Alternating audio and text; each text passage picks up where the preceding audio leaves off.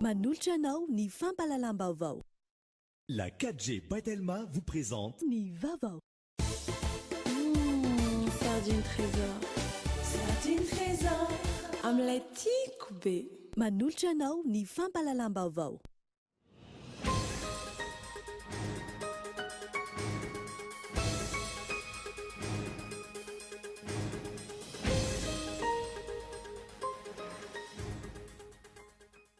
Ho famenona ny fahabangana eo amin'ny lalàna amin'ny filmy fivitianana napetraka ny fifanarana toky nomena anara-maso ny kandida ho solombavamboaka tanjona ny ametrahana ny fanaovana ny marina sy ny mangarara eo anivon'ny androm-panjakana rehetra. Traka tsy mbola nisy teo amin'ny tantaran'ny Vatican nandohalika ary nanoroka ny tongotry ireo mpitarika ara-politika pirafy ao Soudan Atsimo ny Paparay Masina.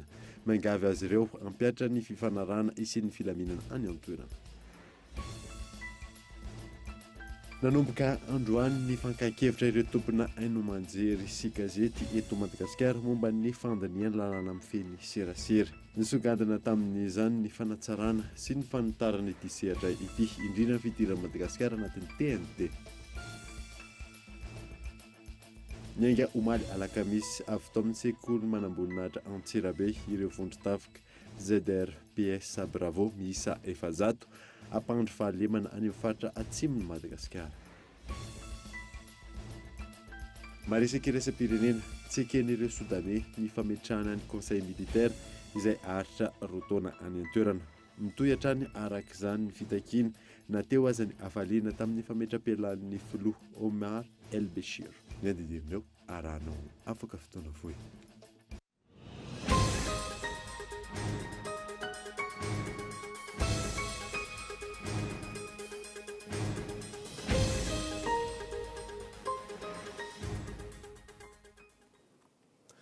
Salantra tompoko lasy tompoko fotoana vaovao eto amin'ny Cool TV ka manasanoary anaraka izany hatramin'ny farany. Ny anombotsika ny vaovao dia ho famenona ny fahabangana eo amin'ny lalàna mifeny fivitianana. Napetraka ny fifanarana toky nomena ny anara-maso ny kandida ho solombavamboaka tanjona ny ametrahana ny marina sy ny mangarara eo anivon'ny androm-panjakana rehetra eto amin'ny tany sy ny firenena. Fezora Valy. Mila fandraisana andraikitra ny rehetra ny fantsiana ny fomba fanao tsy mendrika amin'ny fitantanana ny firenena indrindra ny anivon'ny androm-panjakana. Vanim-potoana ny fivitianana solombavambahoaka manoloana ny fahabangana ny lalàna mifehy ny fivitianana napetraka ny tokony nomena na ny fifanarahana izay natao ho soniavin'ireo kandida ho solombavambahoaka vonona hiasa ao anatin'ny mangarahara tanteraka. Anton'izany ny fisorohana ny zavanitranga teo amin'ny antenimieram-pirenena teo aloha. Hita taratra ary ny aina natao anatin'ny fotoana maro fa betsaka ny fahabangana hita ny tsy fahampiana tsikaritra ary ny tsy fifanarahana amin'ny zava-misy intsony eto amin'ny tany sy ny firenena amin'ireo lalàna sy didim-panjakana mifehy ny tany sy ny firenena. Ary na ireo izay hita fa efa ao anatin'ny lalàna sy ny didy aman-dalàna isan-tsokajy eto amin'ny tany sy ny firenena koa aza dia mbola tsy voaraka araka ny tokony ho izy noho ny tsy fananany olom-boafidy fahavonona hanatanteraka ary noho ny tsy fahampiny ny fahalalàna eny anivon'ny vahoaka hanara-maso. Midika ho tsy fahavononana amin'ny fanehoana ny mangarara sy ny fanajana ny lalàna velona amin'ny fanatanterahana ny asa maha olom-boafidy ny tsy fanajana io fifanarahana io raha ny fanazavana trany. Mba olombanina sy olomendrika ary hanaja ny vahoaka mpifidy. Izay aloha dia efa tokony ho saziany ny vahoaka mpifidy. Ny tsy fanaovana sonia nyity tokony homena ity sahady dia voalohany efa maneho ny fahatahora ny hanaja lalàna sy ny hadio ny omendrika ary ny hanaja ny mpifidy rehefa avy eo. Faharoa, raha ohatra ka manao sonia izy dia anjara ny vahoaka ihany koa ny hijery rehefa avy anao tapitra ity rafitra ity ka hanasazy azy rehefa tonga indray ny fifidianana manaraka ary indraindray raha tsy miandry ny fifidianana manaraka fa ny vahoaka ny tompony fahefana. Fanehoana fahavonona na hanatanteraka ny asa ny ara-dalàna, araka izany no andrasana amin'ireo kandidata ho solombavam-bahoaka, manana jidy amin'ny fanaraha-maso ny asan'ny solombavam-bahoaka ihany koa ny olom-pirenena raha ny fanazavana hatrany. Manomboka atsy amin'ny vanim-potoana mialoha ny fifidianana izany fanaraha-maso izany. Andininy 7 ny voarakitra ao anatin'ny tokony omena izay fifanarahana mifehy ny fihetsika mampitondra-tena ny kandidata ho solombavam-bahoaka mialoha mandritra ireo aorian'ny fifidianana ary atoy ihany koa ka lany ny tenany. Isan'ny nanaovana tsindrom-peo manokana mikasika ny mangarahara amin'ny fampiasam-bola sy ny isorohana ny endrika kolikoly rehetra, ny tsy ampiasana ny fahefam-panjakana amin'ny endriny rehetra, eo ihany koa ny fanajana ny andininy 1270 amin'ny lalam-panorenana ho an'ireo voafidy dia ny tsy hivadibadihana antoko na vondrona parlementera ankoatra izay nahavoafidy azy.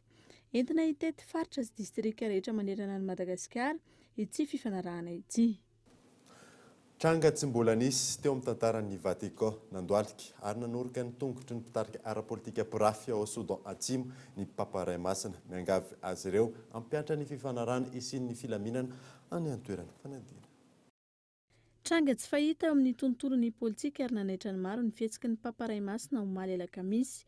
Nasainy tao an-trano tao Roma ny filoha Sodaneta Atsimo, Salva Kiir sy ny rafiny eo amin'ny tontolon'ny politika, Riek Machar niaraka tamin'ny mpisehatra politika ao Sudan Atsimo. Nandoalika teo anatrehan'ireo mpirafy ara-politika ireo ny Papa Ray Masina ary nanoroka ny tongony, niangavy ny ampiaran'izy ireo ny fifanarahana izay efa nosoniaviny na ny accord de paix. Ny 12 Mey ho avy izao no tokony ampiarana io fifanarahana io, araka ny fifampiresahana natao ny volana septambra 2024 teo. Tsy mbola nitranga tao Vatican izao fihetsika feno fanetretena izao, amporisihana ireo mpitarika ao Sudan Atsimo, ametraka ny filaminana sy ny fiadanana any an-toerana. Izay ny fanehoan-kevitra miparitaka manerana izao tontolo izao amin'ny alalan'ireo tranokala sy tambazotra samihafa. Manantena fatratra aho fa hitsahatra ny ady sy ny fifandirana ao Sudan Atsimo ary ho voatsa ny fifanarahana. Manantena koa aho fa ho foana ny fisaratsarahana ara-politika sy ara-pirazanana ary ny adopoko ka isiany fiadanana maharitra ho an'ireo mponina any an-toerana izay efa maminavina ny anangana firenena iombonana. Izay no fanambarana navoakan'ny Papa Ray Masina nandritra ity fihaonana ity. Tokony henoina ihany koa izy ny fitarainan'ireo olona mahantra, nona sy mangetaheta fahamarinana i Sudan Atsimo izay lasibatry ny tsy fahampitsakafo tanteraka ankehitriny. Fihetsika tokony hahatonga saina ny mpitarika politika rehetra manerana izao tontolo izao, indrindra manoloana ireo fomba fanao politika tsy mendrika sy mahatonga ny vahoaka hitroatra eto Afrika izao. Izay no fanehoan-kevitry ny maro mikasika ity tranga ity. Famijoro manohana tsy misy fepetra ny kandidata ho solombavam-bahoaka laharana fahefatra any amin'ny distrika Mitsinjo, faritra Boeny. Ireo teraka ny distrika Mitsinjo monina eto Antananarivo araka ny fanambarana nataon'izy ireo tamin'ity androany ity. Mampiona araka toarisa. Mametraka tanteraka ny fitokisana ho amin'ny kandidata ho solombavam-bahoaka laharana fahefatra any amin'ny distrika ny Mitsinjo, faritra Boeny, Andriamatora Andriamisa Nicolas David, fantatra amin'ny anarana Micho, ireo teraka ny distrika ny Mitsinjo rehetra monina eto Antananarivo.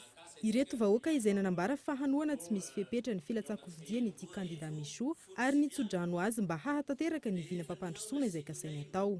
Efa nihaona sy nihaino ka mahafantatra ny tanjona sy programa pilatsango fidina ho solombavam-bahoaka ho an'io distrika ny Mitsinjo io.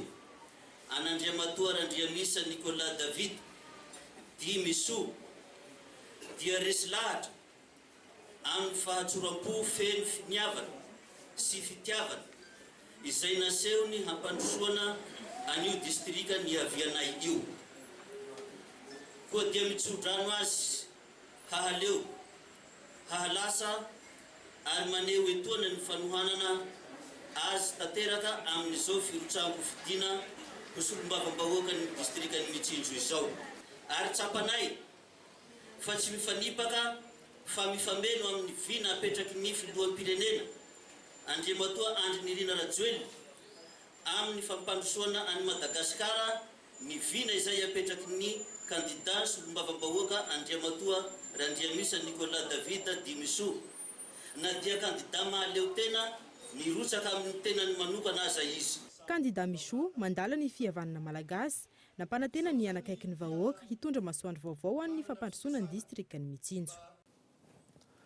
fa sekretera jerilany ministera maro no nanatanteraka ny fanambaram-pananana teny amin'ny Bianco Ambobao tamin'ity androany ity. Iarany sazy ho ny tale jerilany Bianco ireo tsy manao izany aorianany 5 volana voatendry azy. Fanadininy Yonina Saina. Sekretera jeneraly 720 amin'ireo 12 avy amin'ireo ministera mandrafitra ny gouvernemanta Tsay Christian no nanao ny fanambaram-pananana teny anivon'ny birao maleo tena miady amin'ny kolokolo teny Ambohibao tamin'ity androany ity. Anatanteraka ny anjarany ireo ambiny raha nambaran'ny sekretera jeneraly ny gouvernemanta Razanadray ny Arsion Rondro Lucette rehefa tafaverina eto Antananarivo. Fanajana ny lalàna, fandalana ny mangarahara, ireo no antony nanatanterahana izao fanambaram-pananana izao. Ho fanajana ny lalàna, fa ankoatran'izay ho fanehoana ihany koa fa tena vony izahay ny ady amin'ny kolikoly, vony izahay ny ampisehon'izany kolotsaina manaja ny mangarahara izany eto anivon'ny firenena, dia manome ohatra ho an'ireo mpiara-miasa rehetra izay mbola tokony hanao ny fanambaram-pananana. Mazava ho azy satria any anatin'ny lalàna no voafaritra hoe inona no mety ho sanction raha ohatra ka tsy manaja an'izay. Dia amin'izao aloha tsika mbola manao fanentanana andrisy lahatra an'ireo izay mbola mihisatra amin'izany, dia ny tenanay aloha tokony hanome ohatra voalohany izay nahatongavanay teto, fa mazava ho azy ny tompony andraikitra amin'izany dia handray ny fepetra mifanaraka amin'izany amin'ny fotoana mamety azy. 5 volana aoriany na voatendry ireo olom-panjakana farafatarany tokony efa vita ny fanaovana ny fanambaram-pananana eny anivon'ny Bianco raha ny nambarany tale jeneralin'ny Bianco Andriamfidy Jean-Louis. Aorian'izay miroso amin'ny fampiarana ny lalàna. Ny lalàna koa moa dia miteny hoe mandefa zay taratasy fampitsahivana hoe lettre de mise en demeure dia miandro 2 volana aorianan'io taratasy fampitsahivana io ka raha mbola tsy manatanteraka ilay olona zay le fandikan-dalàna zany vao hoe tombony dia afa atao amin'izay manao an'ilay fanenjehana azy. Raha tamin'ny 2 taona lasa zao fa 2024 dia tany amin'ny 750 isan-jato ny olona tokony hanao no nanao tamin'ilay olona tokony hanao an'izany tany amin'ny haute cour constitutionnelle, ministre sy ny député zany. Taty amin'ny olona izay tokony hanao an'izany ety amin'ny Bianco kosa dia teo amin'ny 720 isan-jato no nanao. Raha tsy ahivana ny voalazan'ny lalàna 12 aotra 20 momba ny ady amin'ny kolikoly, tokony anatanteraka ny fanambaram-pananana eny anivon'ny Bianco ireo olom-panjakana rehetra voatendry tamin'ny alalan'ny didim-pitondrana.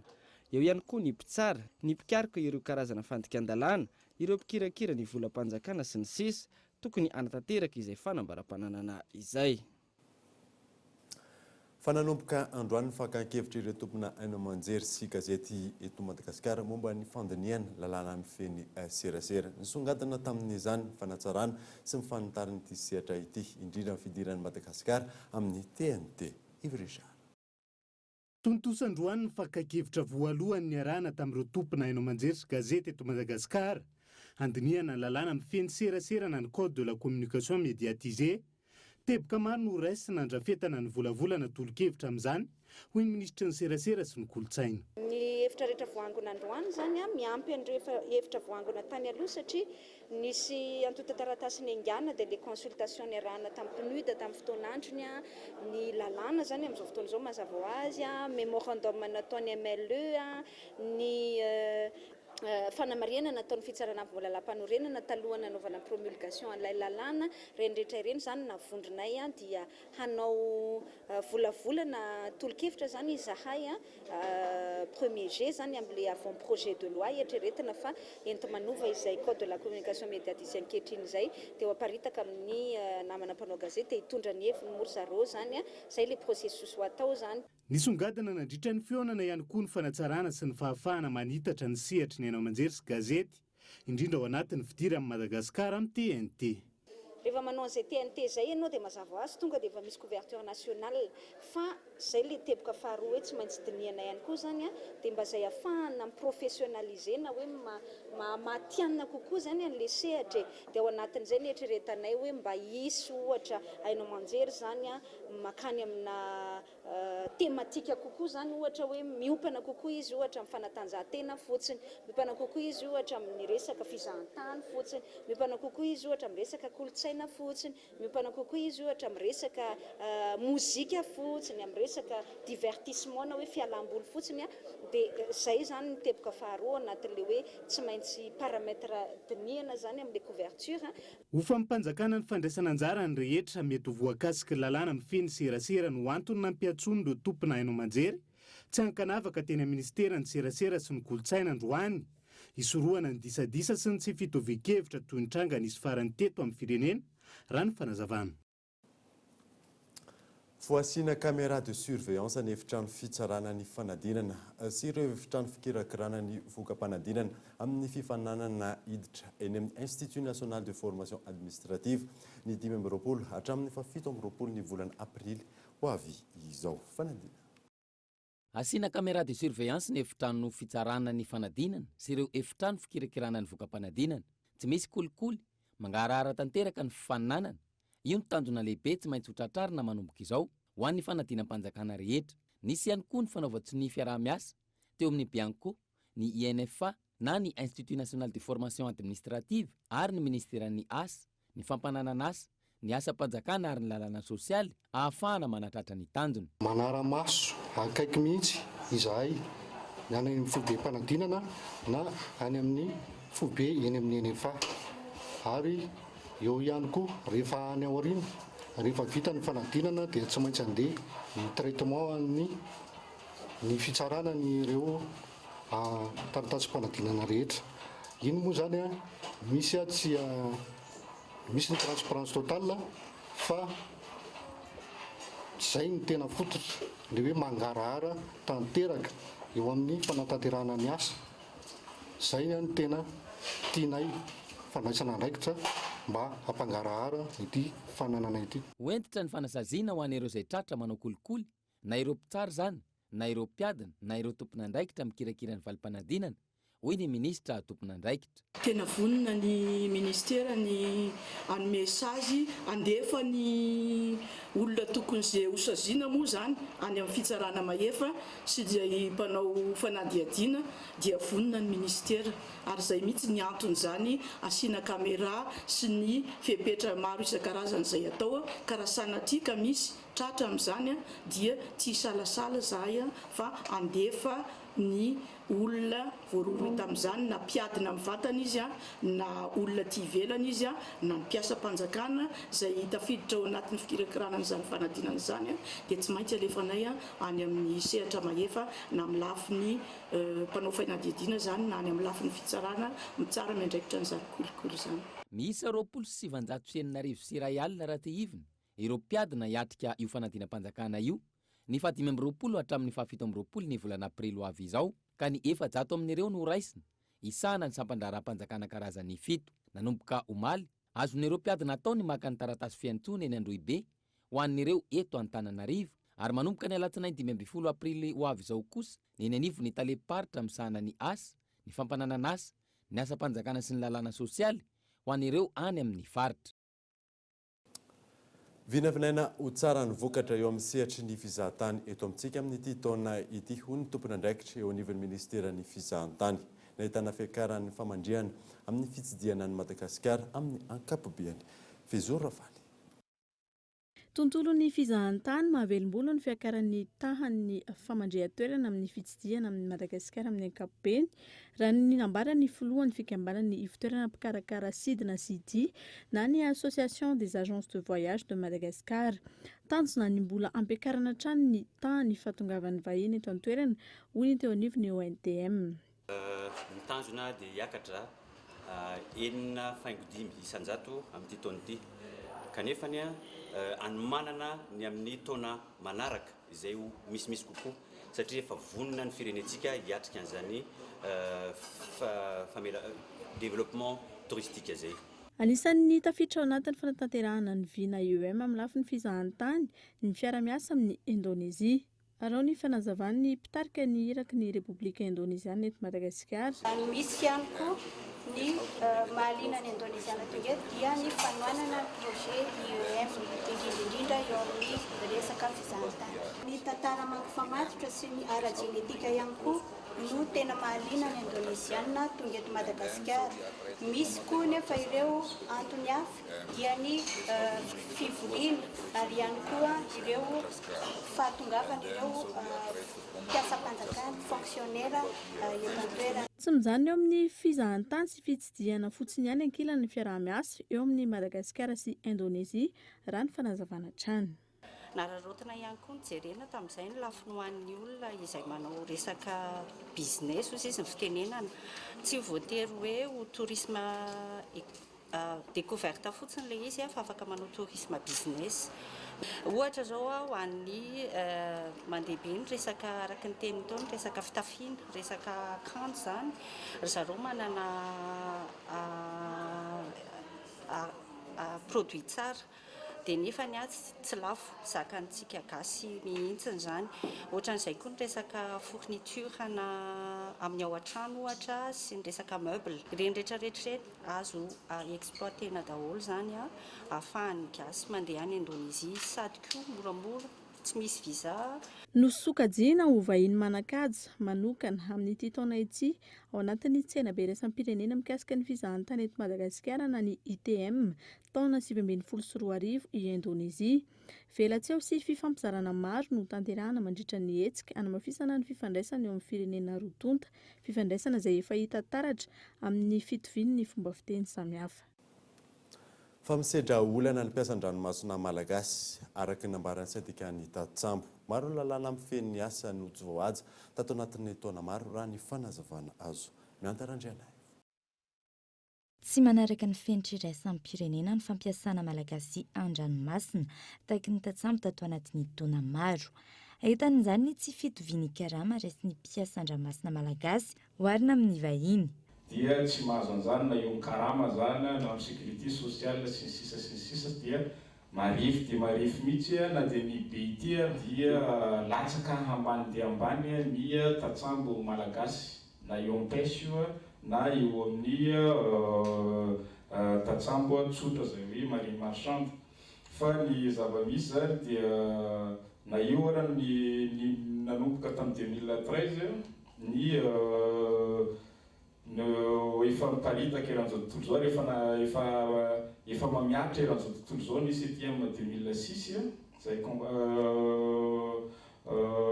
convention du travail maritime io dia tsika Madagasikara dia mbola tsy nanao an'io ratification izay misakana tanteraka ny fametrana ny asa ho ara-dalàna eto Madagasikara. Eo ihany koa ny CTP 2007 izay mbola tsy ratifie ihany koa. Ny tsy fanarana ny mikasika ny asa mendrika sy ny lalàna iraisana mikasika ity CHD no isan'ny antony olan'io ohatra ny sindikany Tatsambo nanontaniana. Mitovitovy ihany angamba ny zavatra olana eo amin'ny mpiasa rehetra na mpiasa an-dranomasina na ny mpiasa tanety. Fa ny mpiasa an-dranomasina zany ary zavatra ihany tsapy eto Madagasikara dia betsaka ireo lalàna finitra resam-pirenena izay nankataontsika fa ny fampiarana azy no tena olana. Ka raha eo aminay amin'ny secteur maritime zany dia matsapa izahay fa na dia betsaka reo fankatoavana an'ireo lalàna iraisam-pirenena reo dia tsy miatra any amin'ny mpiasa zany zay zavatra zay. Mangataka ny andraisana fepetra manao an'izany ireto farany. Tonga eto amin'ny fotoanany dokavarotra isika aorianan'izay ny atatsika mahakasika ny tetikasa couverture santé universelle 2022. Eo ihany koa ny fitakiana ataon'ireo mpivarotra etsy amin'ny pavillon Analakely. Rehefa avy eo ary.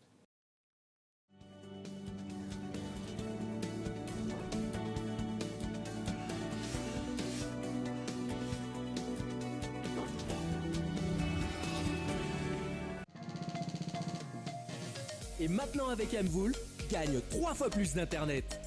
À l'achat d'un tel manette One Month 2 Go via Mvoul, gagne 6 Go de data en tout. Telma, sa fitque numéro 1 malagasy. Bonjour. Bonjour. Je suis en poudre en sachet, dans la riche en vitamine C. Bonjour. Bonjour. Bonjour. Bonjour. Bonjour, mampatanjaka zay misotra sambasambatra. Bonjour nareo e. Efa ho bonjour. Maro karazana go aminazy, tsara loatra zamiana aminazy. Zitsika jiaby. Bonjour. Lame bic, maranitra, tsy mety arafesina, mateza.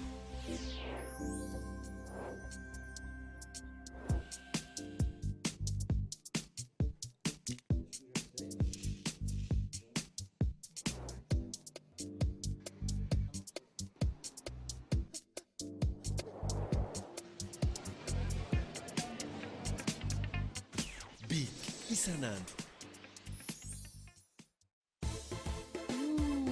Sardine trésor. Sardine trésor. Sardine trésor. Sardine matchia Sardine trésor. Mety be miaraka amin'ny salady, mofo, na hoe atao goûter ny ankizy. Sakafo rehetrarehetra. Hasoandrala ela miaraka amin'ny tsakitsaky. Sardine trésor. Qualité-nazy tsara. Riche en oméga. Ilaina be rehefa mifety indrindra mofa miaraka amin'ny fianakaviana. Sardine trésor. Amin'ilay tiako be.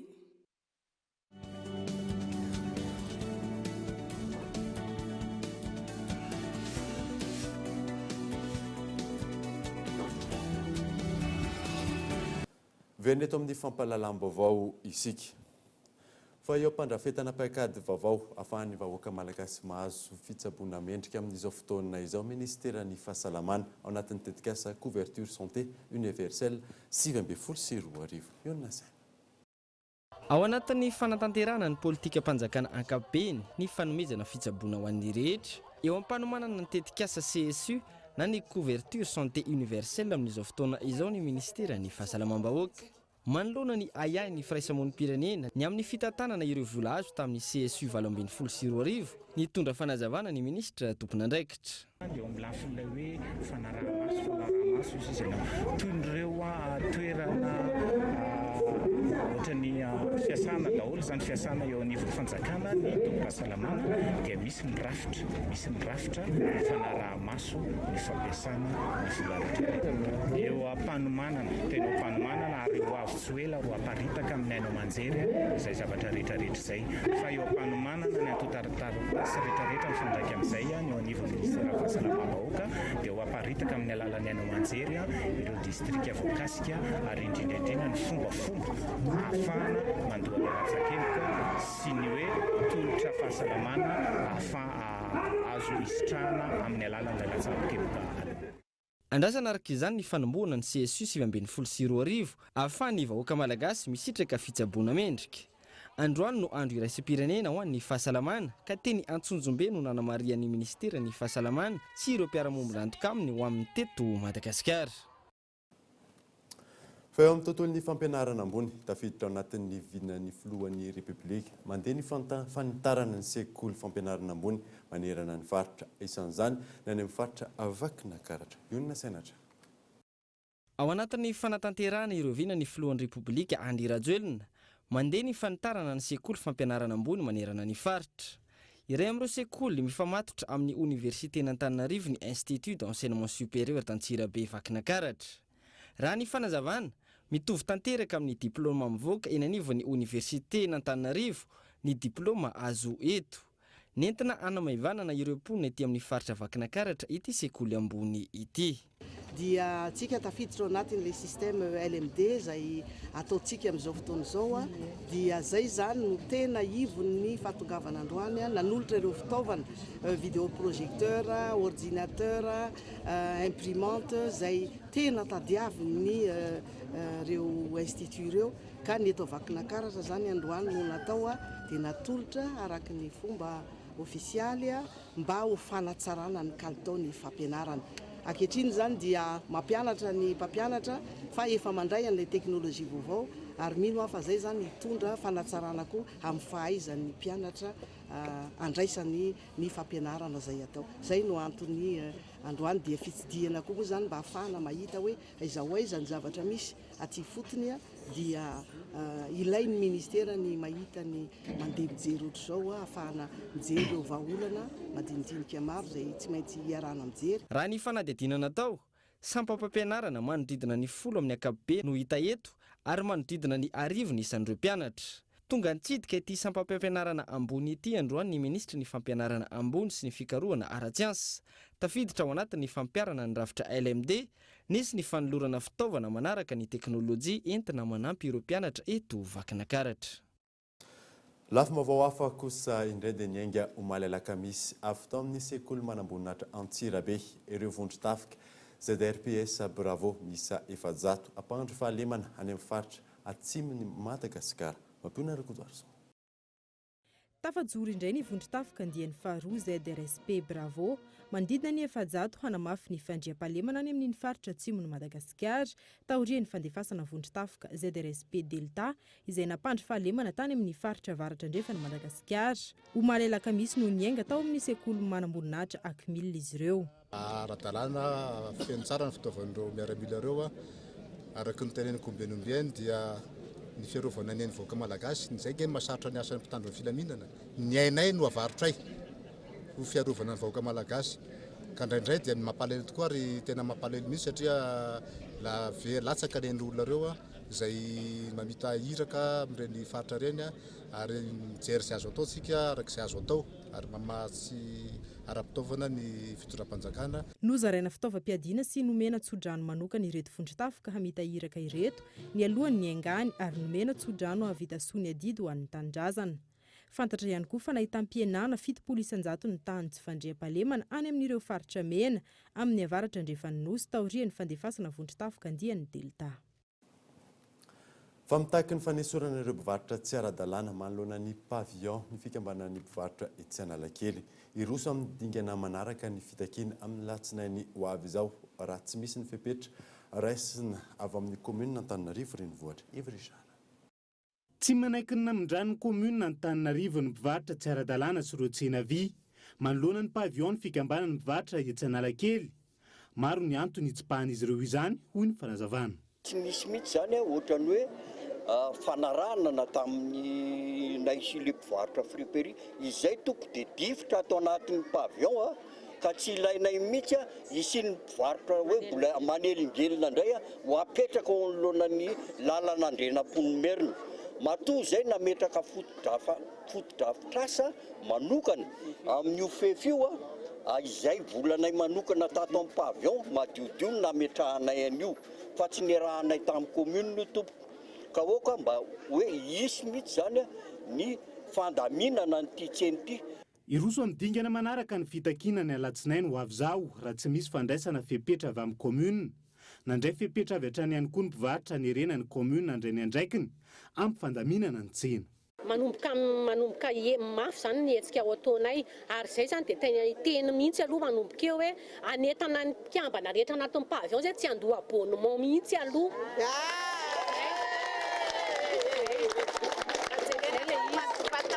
Ho fanamboarana ny tatatra ambany lalana mamakivaky Analakely anatin'ny projet ho voahida no antony fandaminana hoy ny teo anivon'ny fiadidiana ny tanàna. Nanomboka ny faharoan'ny volana febroary nametahana ny fefy nanakanana ny mpivarotra tsy ara-dalàna hiditra amin'ny faritra ny pavillon ankilany no efa nampanantena ny andray ny andraiky ny commune. Tsy tantaratra izany hatreto ary nandamoka ny feonana dimy ny arahany fikambanan'ny mpivarotra tamin'ny tompony andraikitry ny tanàna fa ny taniana mipetraka ny hoe anapaka ny sotro finanana ireo tompony andraikitry ny commune ve ny fanesorana ny mpivarotra tsy ara-dalàna izay akana izy ireo tike isan'andro nijanona ho kobakambava ihany koa ve ny teny filamatry ny commune manao hoe ny trottoir ho an'ny mpandeha tongotra, ny arabe ho an'ny fiara ary ny tsena ho an'ny mpivarotra. Ny votoatin'ny gazety mpiseho isan-kerinandro Madagasikara Matin Hebdo indray nentina aminao anatin'ity fanadidina manaraka ity. Ny Atsiprinyzay. Nivoaka tamin'ity androanyity ny gazety Madagasikara Matin Hebdo laharana fa 420. Lohateny dehibe ny gazety amin'izany IEM, les chantiers de la reconstruction des mares izay no eo amin'ny pejy fa 4 sy fa 5. Eo amin'ny pejy fa 3 reprise officielle de la réhabilitation du Rouvre. Ny faneho-kevitry ny avocat du MHTP no eo amin'ny pejy fa 2. Les instructions appartiennent à la justice et non au ministère. Eo amin'ny pejy fa 8 Lalao Robin Ravonirina, une ancienne gloire du sprint. Any amin'ny faritra eo amin'ny pejy fa 20 Petroka, vona ampandany ny candidat IRD ireo zanaky ny faritra. Eo amin'ny pejy fa 4 sy fa 7 une journée avec les pompiers plus que du secourisme de belle aventure. Ny maresaka ara-panatanjahantena no eo amin'ny pejy fahasivy Madagasikara Matin Hebdo. Fandarana alalino iarahana amin'ny Cool TV no eo amin'ny pejy 10. Aiza ho aiza no misy ny fanabeazana olom-pirenena eto Madagasikara. Raha ny zava-misy very ny soatoavana nafantarana ny malagasy. Alalino izay arahanao eto amin'ny fahitalavitra Cool TV ny alahady ho avy izao. Fitinantsara ny zava-nisy teny amin'ny rovan'Antananarivo omaly no eo amin'ny pejy 12 sy ny 13 ny Madagasikara Matin Hebdo. Eo amin'ny pejy 17 ireo maresaka ara-panatanjahantena iraisam-pirenena. Ary ireo maresaka iraisam-pirenena toy ny any Algérie, États-Unis sy Soudan no eo amin'ny pejy 20. Ireo no isan'ny vaovao misongadina ao anatin'ny Madagasikara Matin Hebdo laharana fa 420 nivoaka tamin'ity androany ity. Alohan'ny sarana taverina aminao vaovao misongadina tamin'ity alina ity. Nanomboka androany fakakevitra ireo tompona aina amanjery sy gazety eto Madagasikara momba ny fandiniana lalàna amin'ny feny serasera. Niainga omaly alakamisy atao amin'ny sekoly manamboninahitra Atsirabe ireo vondron-tafika ZRPS Bravo misa 700 ampandry fahalemana any amin'ny faritra atsimon'ny Madagasikara. Izay mamarina vaovao tamin'ity alina ity. Soranao safidy ny Cool TV tamin'ny fampahafantarana ny vaovao. Soava tsara daholo tompoko.